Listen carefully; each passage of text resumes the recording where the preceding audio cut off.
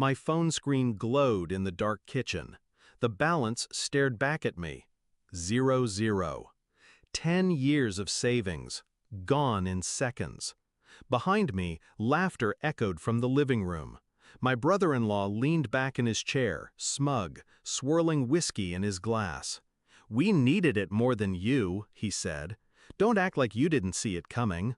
His wife, my sister, looked away, ashamed but silent. I trembled, my fingers tightening on the strap of my bag. My pulse slowed, sharp, deliberate. "Then you won't mind what's coming next," I whispered. They laughed. But the laugh was cut short when a loud bang shook the house. The front door flew open, and everything shifted. I should have known it was coming. Family reunions had always been theater. My parents fawning over my sister, bragging about her mediocrity like it was brilliance. Me, the quiet one, the worker, the dependable background character. "Your sister has a new car," Mom would beam. "Your sister's husband just got promoted," Dad would add. When it came to me, silence. At best, a polite nod. At worst, "Well, you're doing fine, right?" I told myself it didn't matter, that I was building something bigger, steadier. But they weren't blind. They saw the steady promotions, the careful investments, the way my bank account swelled while theirs shrank. And instead of pride, it bred envy. The betrayal didn't hit me all at once. It started with small loans that were never paid back. My debit card missing for a day after a family visit. My sister brushing it off with a laugh. "You're the successful one, you won't even notice." But I noticed. And when I saw my father's signature on a joint access form I never signed, I understood. This wasn't an accident. It was coordinated. They drained me, my own family, and they expected me to swallow it. I didn't rage. I didn't beg.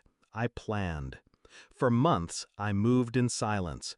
Every account rerouted, every asset transferred to trusts they couldn't touch.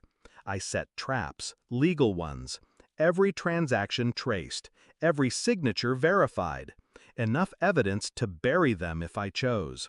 And then I waited. I waited until tonight, until they thought they had won, sitting fat and satisfied in their laughter while my account sat empty.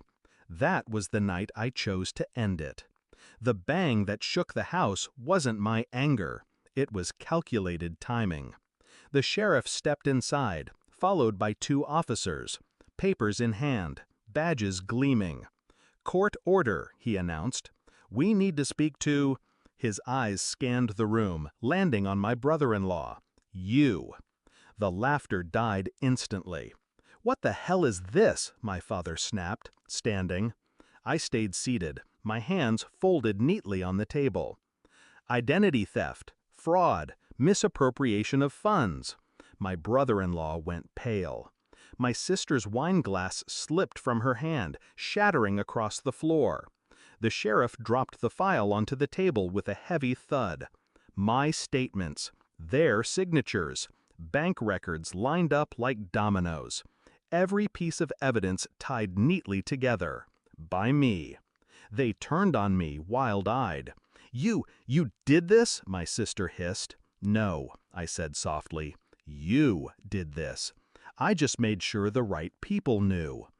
The officers cuffed my brother-in-law as he sputtered excuses. My parents shouted, demanding explanations. But the sheriff's voice drowned them out. "You're looking at felony charges. Federal time."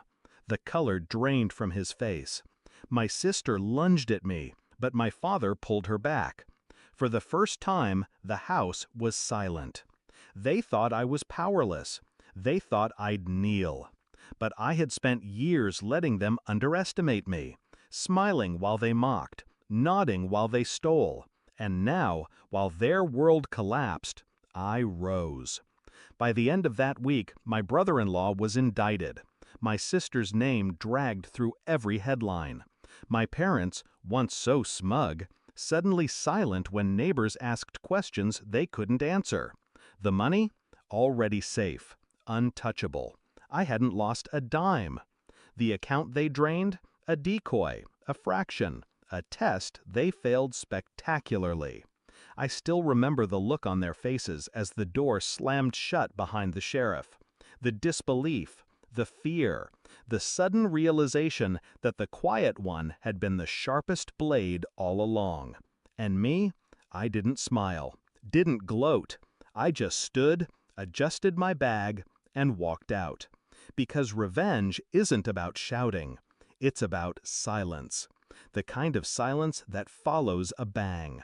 The kind that leaves them wondering, long after the cuffs click shut, how you saw it all coming.